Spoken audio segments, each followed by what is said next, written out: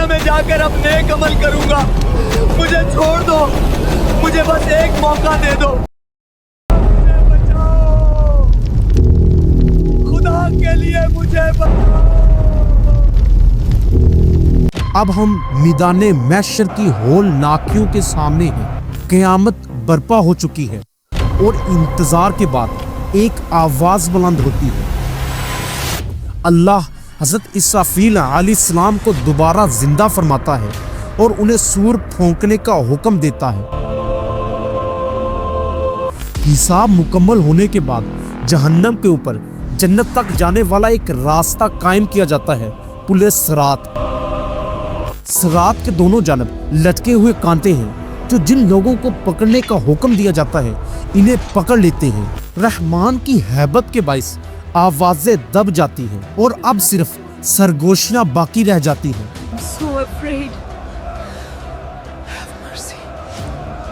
قیامت برپا ہو چکی ہے. حضرت اسرائیل علیہ السلام سمیت تمام فرشتے یکے بعد دیگرے وفات پا چکے ہیں, لیکن اصل مرحلہ اب شروع ہوتا ہے. سور پھونکا جا چکا ہے اور اس طرح ہمیں میدان محشر میں جمع کیا جا چکا ہے.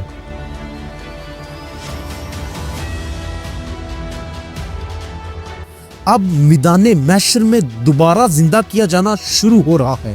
اولین انسان سے لے کر آج تک وفات پانے والا ہر شخص ایک ایک کر کے زندہ کیا جا رہا ہے, اور جس دنیا کو ہم جانتے تھے وہ اب باقی نہیں رہی. ہم بالکل ایک نئی جگہ پر ہیں, ایک ایسے وسیع میدان میں جہاں تمام انسان جمع ہوں گے. یہی میدان محشر ہے. لوگ خوف اور دہشت کے عالم میں اپنی آنکھیں پھاڑے اپنی قبروں سے نکلتے ہیں جیسے کسی گہری نیند سے جگا دی گئے ہیں. سب کے سب ننگے پاؤں اور برہنہ حالت تیز قدموں کے ساتھ ایک ہی سمت کی طرف چل رہے ہیں, لیکن خوف اور حیرت اس قدر شدید ہے کہ کوئی کسی کی طرف پلٹ کر بھی نہیں دیکھ پاتا. کسی کو سمجھ ہی نہیں آ رہی کہ کیا کرے. وہ ٹڈی دل کی طرح چاروں طرف بکھر کر دوڑنے لگتے ہیں. یہ منظر انہیں پہلے ہی بتایا جا چکا تھا. وہ خوف زدہ آنکھوں کے ساتھ اپنی قبروں سے نکلتے ہیں اور بلانے والے کی طرف یوں دوڑتے ہیں جیسے بکری ہوئی ٹڈیاں ہوں. منکرین کہیں گے, یہ تو بڑا سخت دن ہے.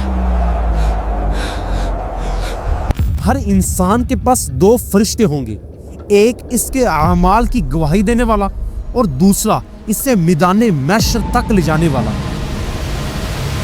جو لوگ اللہ کی نافرمانی سے بچتے رہے وہ روشن اور خوش چہروں کے ساتھ پیدل یا سواریوں پر سوار ہو کر جائیں گے, اور جو لوگ قرآن سے منہ موڑتے رہے وہ منہ کے بل گھسیٹتے ہوئے عدالت الہی میں لائے جائیں گے. کچھ چہرے روشن ہوں گے اور کچھ خون میں لت پت.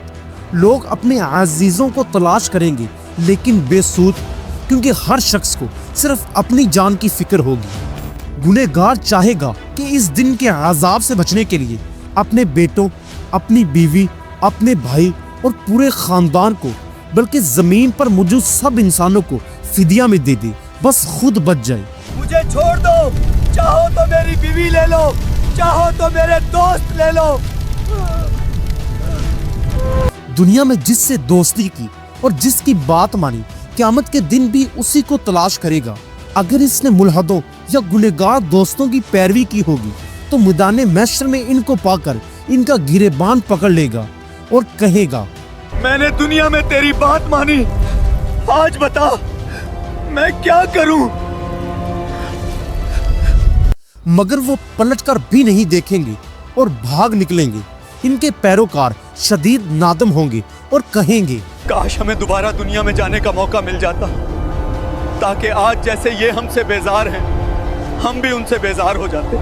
روایات کے مطابق اجتماعی حساب انفرادی حساب سے پہلے ہوگا. میدان محشر کے دن ایک اعلان کیا جائے گا, اے فلاں گناہ کرنے والوں,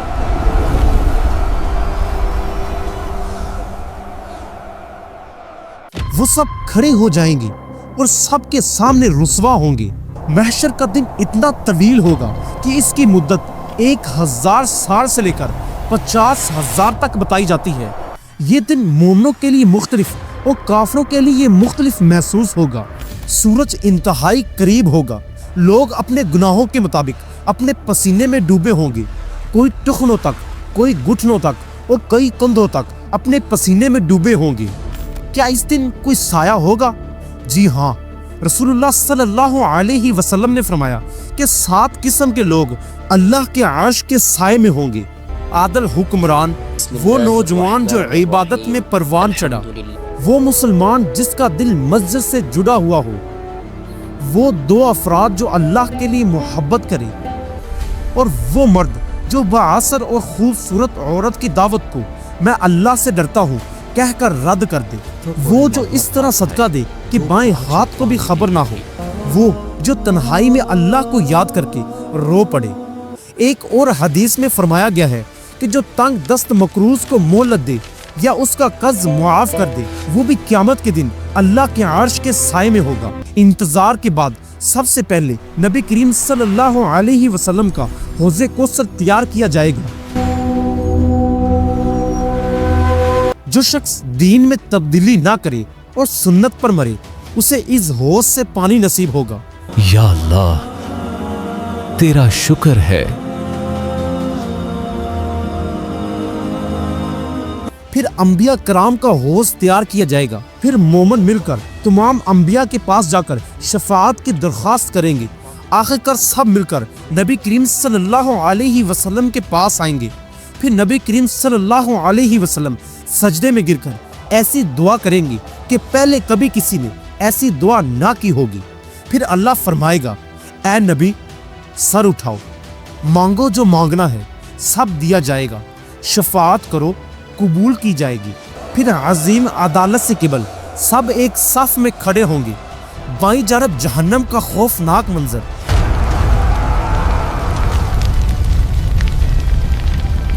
اور دائیں جانب جنت کی شان دکھائی جائے گی۔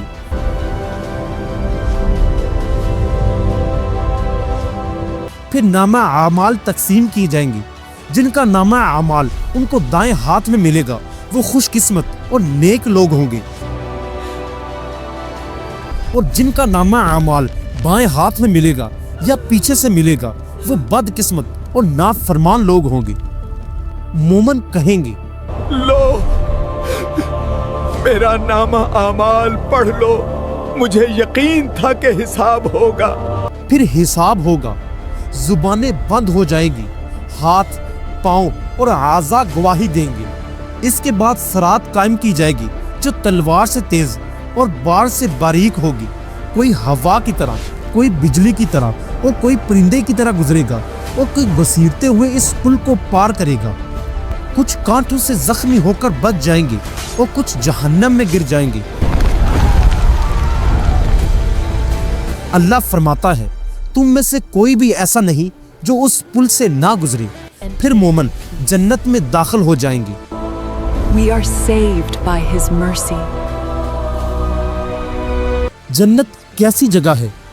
وہاں ہمیں کیا کچھ ملے گا؟ کیا ہمیں بھوک اور پیاس لگے گی؟ ان سب کے جواب ہم آپ کو اگلی ویڈیو میں دیں گے۔ اس سے اگلی ویڈیو میں جنت اور جہنم کے حصے میں ملاقات ہوگی۔